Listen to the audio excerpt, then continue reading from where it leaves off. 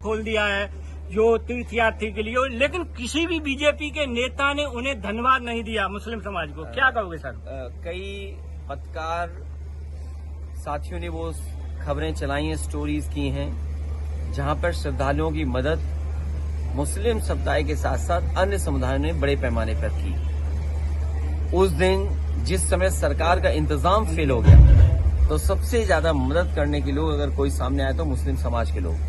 उन्होंने अपनी मस्जिदों में, अपने घर में, अपने मदरसों में, अपने जो भी स्थान उनके पास था, न केवल उन्हें रुकने की जगह दी बल्कि उनकी जो सेवा कर सकते थे उस समय कड़ाके की ठंड में जब सबसे ज्यादा जरूरत थी खाने पीने के, कपड़ों की, वो इंतजाम किया और लोगों को मिलाया भी। ऐसे भी तमाम मुस्लिम समाज के लोग हैं जिन्होंने मिलाया भी एक दूसरे परिवार को।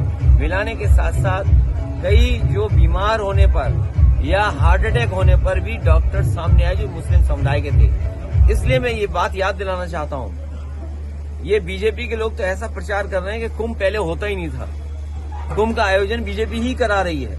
ये प्रचार करने की कोशिश की और अपने आप को ठप्पा लगवाने की कोशिश की, लेकिन सच्चाई ये जो डॉक्यूमेंटेड हिस्ट्री कहती है वो ये कहती है कि सम्राट हर्षवर्धन ने कुंभ लगाने की परंपरा शुरू की थी। जब सम्राट हर्षवर्धन कुंभ लगाते थे तो तमाम समुदाय के लोग, तमाम धर्म के लोगों को बुला करके वहां पर दान या उनसे मिलने का या आध्यात्मिक कार्यक्रम होते थे। स्नान करना, दान करना।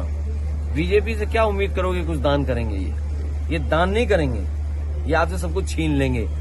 समाज में धर्म हमारा व्यापार का सवाल नहीं हो सकता है। जो लोग कुंभ को व्यापार समझ रहे हैं वो सबसे ज्यादा हिंदू धर्म को ठेस पहुंचा रहे हैं। वो कह रहे हैं कि अगर हमने 10,000 12,000 करोड़ रुपए लगाए भी हैं, इससे 3 लाख करोड़ का व्यापार होने जा रहा है। और अगर 3 लाख करोड़ का व्यापार यूपी को हुआ है तो कम से कम जीएसटी तो मिली होगी ना।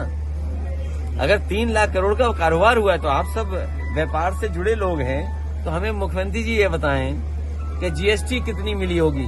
और अगर जीएसटी मिली है और अगर जीएसटी का आंकड़ा नहीं दे रहे हैं तो मुख्यमंत्री जी की वही बात होगी 46 में 56 वाली। यूएस एड को लेकर